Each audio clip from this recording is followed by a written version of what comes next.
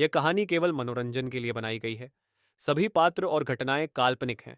दर्शक केवल इस कहानी को एक मनोरंजन के रूप में ही लें। किसी भी प्रकार का अंधविश्वास फैलाना इसका उद्देश्य नहीं है। दुर्गा ने जब बच्चे के गायब होने की बात बताई और जिस तरह से वो हाँफ रही थी, उससे अंदाजा भी लग गया था कि उसने जनाना ड्योढ़ी में इधर उधर बच्चे को ढूंढने में भागदौड़ भी की है। ठकुराइन तो जैसे चक्कर खाकर गिर गई और उसके आसपास बैठी सभी महिलाएं भी अचंभित हो गईं। एक दिन का बच्चा आखिर कैसे गायब हो गया, कहां चला गया? अपने आप तो उठकर वो जा नहीं सकता, ना ही रेंग कर कहीं जा सकता है। फिर ऐसा कैसे हो सकता है कि बच्चा गायब हो गया? लेकिन हो सकता है शायद दुर्गा की आंखें धोखा भी खा जाएं, या फिर बच्चा खाट से नीचे भी गिर सकता है। इसलिए उन औरतों ने ठकुराइन को संभाला और दिलासा देने लगी। ठकुराइन, संभालिए अपने आप को, यह दुर्गा तो बावरी हो गई है। ऐसा भी हो सकता है क्या? चलो हम चल करके देखते हैं क्या माजरा है। हाँ माजीसा, आप जरा धीरज रखिए, ऐसा नहीं हो सकता है। आप बिना सच के इस तरह से निराश मत होइए। कुछ महिलाओं ने ठकुराइन को पॉजिटिव बातें बोली तो ठकुराइन के माइंड में कुछ विचार आए और वो खड़ी होकर अंदर दौड़ी। अंदर जाकर देखा तो लाड कंवर खाट पर बैठी रो रही थी। उसके पास उसकी बड़ी बेटी भी बैठी रो रही थी। 4-5 महिलाएं भी उसके साथ अंदर आईं और सब इधर उधर रूम में दौड़ रही थी। आसपास के अन्य रूमों में भी वो सभी एक एक करके छानबीन करने लगी, लेकिन किसी भी रूम में बच्चा नहीं मिला। रात्रि के करीब 10 बज चुके थे। बाहर अतिथि गृह के सामने ठाकुर साहब और उनके दोस्तों के बीच में आलीशान पार्टी चल रही थी। 10 वर्षों के बाद गजराज सिंह के पुत्र प्राप्ति होने पर पूरे गांव में जो खुशियां छाई थीं, पल भर में वो मायूसी में बदलने वाली थी। लेकिन ये सूचना ठाकुर साहब तक देने से पहले ठकुराइन और उसके साथ खड़ी गांव की कुछ समझदार महिलाओं ने तय किया कि घर के हर एक कमरे में देखा जाए। घर में एकमात्र काम वाली दुर्गा ही थी जो लाड कंवर के साथ आज पूरे दिन से थी, और उसी ने आकर के ये खबर दी थी। किसी और पर कोई शक की गुंजाइश नहीं थी। लेकिन बच्चे का गायब होना आश्चर्यजनक बात तो थी।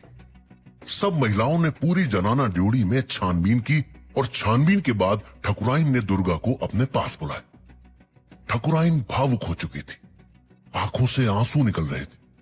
लगभग रुआंसी होकर उसने दुर्गा से कहा, दुर्गा, तू एक काम तो कर, कंवर सा के रूम में जाकर देख।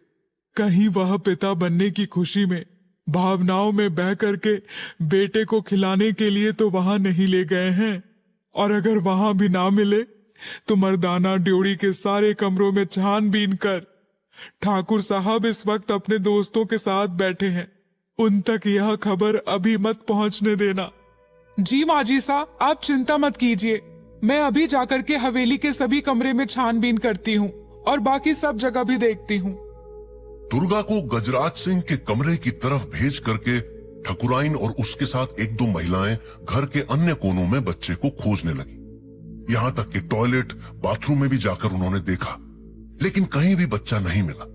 उधर कुछ देर में दुर्गा भी हवेली के बाकी कोनों में छानबीन करके वापस आ गई। बदहवास दौड़ती हुई दुर्गा आकर के ठकुराइन से कहती है, माजी साहब, गजब हो गया, कहीं बच्चा नहीं मिल रहा, और बड़े कंवर साहब भी इस टाइम अपनी हवेली में नहीं है।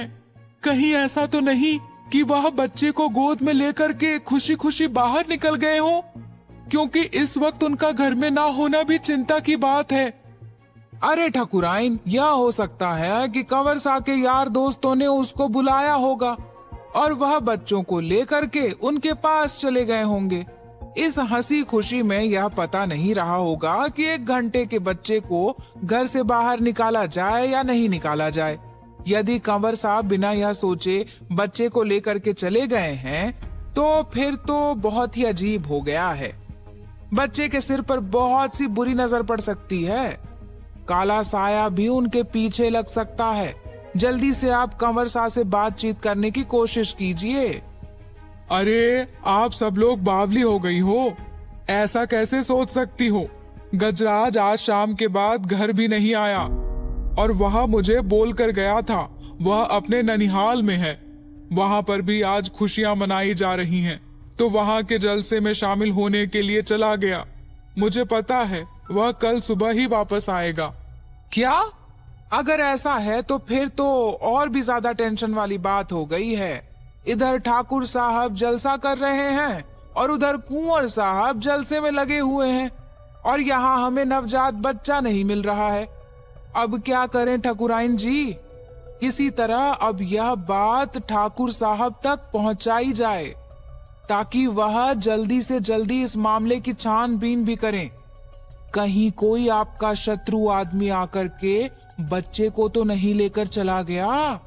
हम लोग इधर मंगल गान में बिजी थे, क्या पता उधर बीननी सा भी बाहर चले गए हों और मौका देखकर कोई अंदर घुसा होगा। अरे दुर्गा, तू तो आज पूरे दिन बहुरानी के साथ ही थी ना? फिर तुझे पता होना चाहिए कि अंदर कौन आया था और कौन बच्चे को लेकर जा सकता है। कहीं ऐसा तो नहीं कि इनके घर में इतने दिन से तू काम कर रही है, किसी बात से नाराज होकर के तूने ही बच्चे को गायब कर दिया हो? हे राम राम राम राम राम राम, काकी सा कैसी बातें कर रही हो आप? ठाकुर साहब का घर मुझे अपने घर से ज्यादा अच्छा लगता है, और मैं कितने सालों से यहाँ काम कर रही हूँ। आप माजी सा को पूछो, कभी एक सेर अनाज के इधर उधर होने तक की नौबत नहीं आई। फिर बच्ची को गायब करने की आप बात कैसे सोच सकती हो? सरेआम आपने इतना बड़ा इल्जाम मुझ पर लगा दिया। राम करे माजी सा का बच्चा जल्दी मिल जाए, और अगर इसमें मेरा थोड़ा सा भी हाथ हुआ ना, तो मैं गांव छोड़कर निकल जाऊंगी, या फिर आप मुझे बीच चौराहे पर फांसी पर लटका देना। आप यकीन कीजिए, मुझे इस बारे में कुछ नहीं पता, और आप यह बात तो बीननी सा को भी पूछ सकती हो। पूरे दिन साथ रहकर उन्हीं का काम कर रही थी।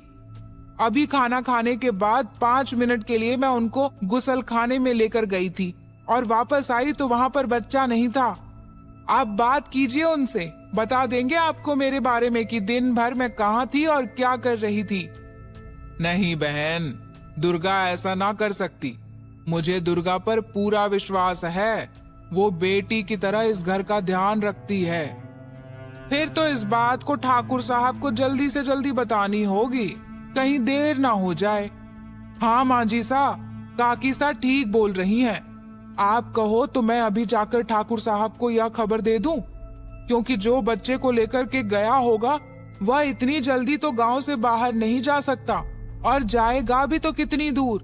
ठाकुर साहब अपने आदमी पीछे भेज करके उनको पकड़ भी सकते हैं, लेकिन ज्यादा टाइम लगा तो फिर कुछ नहीं हो सकता। हाँ दुर्गा, तू जाकर के ठाकुर साहब को यह खबर जल्दी दे दे, उनको बोल कि जल्दी कुछ करें। जी माँ जी सा, मैं अभी जाती हूँ, आप अंदर जाकर के बहुरानी को संभालिए। उधर दुर्गा अतिथि गृह के सामने चल रही पार्टी में बैठे ठाकुर साहब की तरफ दौड़ती है, और इधर ठकुराइन अंदर के कमरे में जाती है। अंदर के कमरे में जाकर देखा तो लाड कंवर खाट से नीचे पड़ी हुई थी। उनका मुंह खुला था, हाथ पांव बिल्कुल फैले हुए थे। चुनरी भी दूसरी तरफ गिरी हुई थी और लाड कंवर के सिर से खून बह रहा था।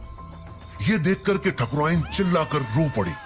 ठकुराइन के रोने की आवाज सुनकर आंगन में बैठी सारी महिलाएं बेतहाशा दौड़कर रूम में गईं और अंदर का दृश्य देखकर उन सभी के मुंह खुले रह गए। बहुरानी की हालत देख करके साफ अंदाजा लगाया जा सकता था कि उनके प्राण भी निकल चुके हैं। उधर दुर्गा दौड़ती हुई जलसे के बीच पहुंची, जहां ठाकुर साहब के हाथ में बोतल थी और चांदी के गिलास में वो अपने सभी करीबियों को पैक बनाकर पिला रहे थे। चेहरे पर एक खुशी थी और वो सभी इसी खुशी से झूम रहे थे। सामने खड़ी हांफती हुई दुर्गा को देखकर ठाकुर साहब वैसे ही खड़े रह गए। ठाकुर साहब कुछ बोलते उससे पहले ही दुर्गा बोल पड़ी। ठाकुर साहब, छोटे कुंवर सा गायब हो गए हैं, घर पर कहीं नहीं मिल रहे। हमने सब जगह पर छान मारा है। आप अपने आदमी को भेज करके पूरे गांव की नाकाबंदी करवा दीजिए, शायद कोई हमारा दुश्मन बच्चे को चुरा करके ले गया है। ये सुनते ही ठाकुर साहब के हाथ से बोतल और गिलास दोनों गिर पड़े। फर्श पर गिरते ही बोतल के टुकड़े टुकड़े हो गए और ठाकुर साहब धड़ाम से जमीन पर गिर पड़े। तो दोस्तों, कैसी लगी आपको इंतकाम की रात की ये डरावनी दास्तान? लेकिन ध्यान रहे, कहानी अभी खत्म नहीं हुई है। इंतकाम की रात की कहानी अभी बाकी है। आगे की कहानी सुनने के लिए हमारे इस चैनल को सब्सक्राइब ज़रूर करें। और हाँ, कमेंट में ज़रूर बताइएगा कि आपको ये कहानी कैसी लगी। मिलते हैं अगली खौफनाक रात में, एक और डर के साथ।